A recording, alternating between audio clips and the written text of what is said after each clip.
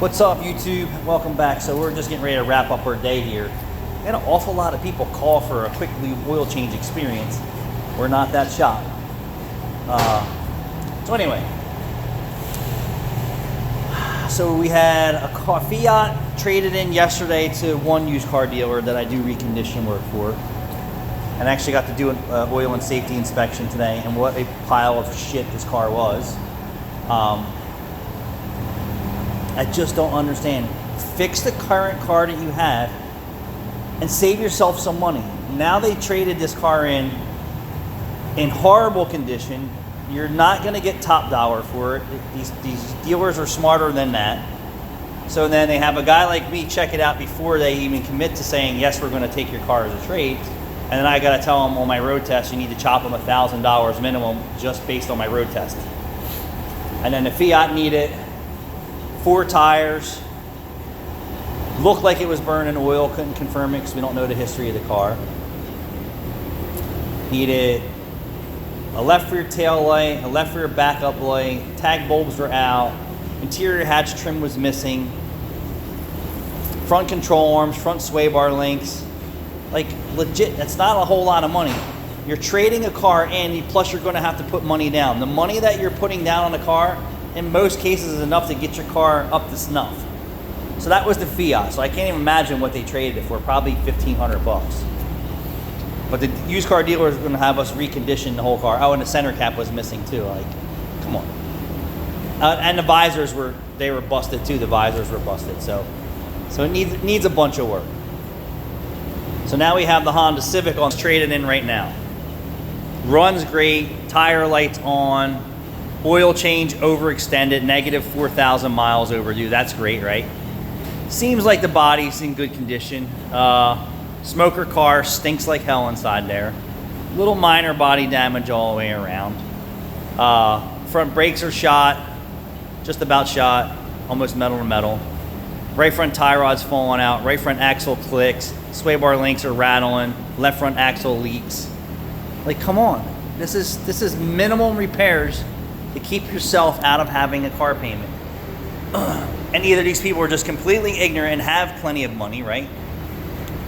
Or they don't have plenty of money and that's why their car is in this condition.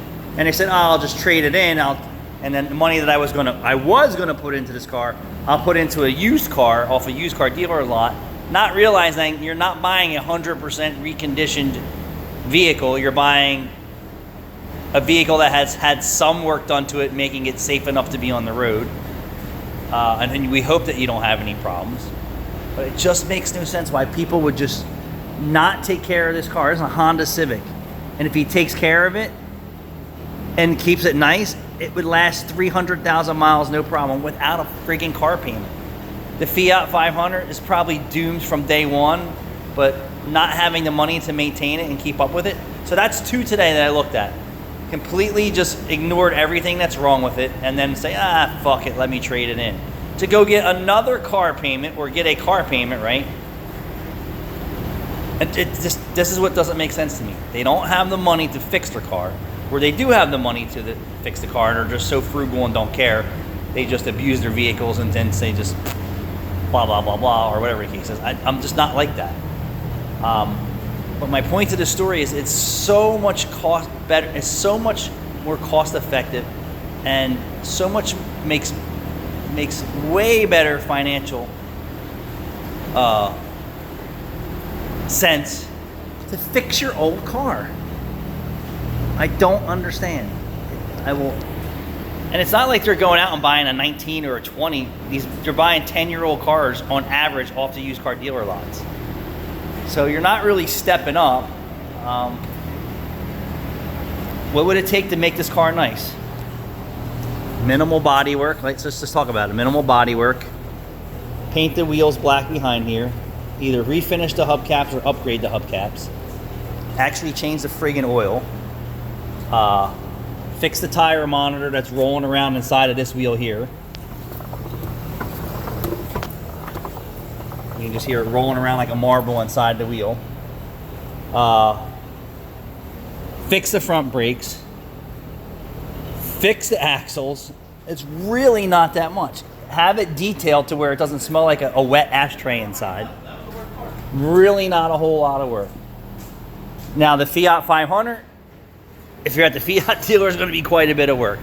But here, it's not going to be that much money. And think about it. We had another customer today. We had a fleet vehicle van that we were servicing this van for many years. The company decided to get that driver another vehicle. I go, yes, I haven't seen them in a while. We service the regular vehicles. And then he said, we're going to leave it on campus, so the drivers can use it. So obviously that didn't happen. I haven't seen this van in a year and a half.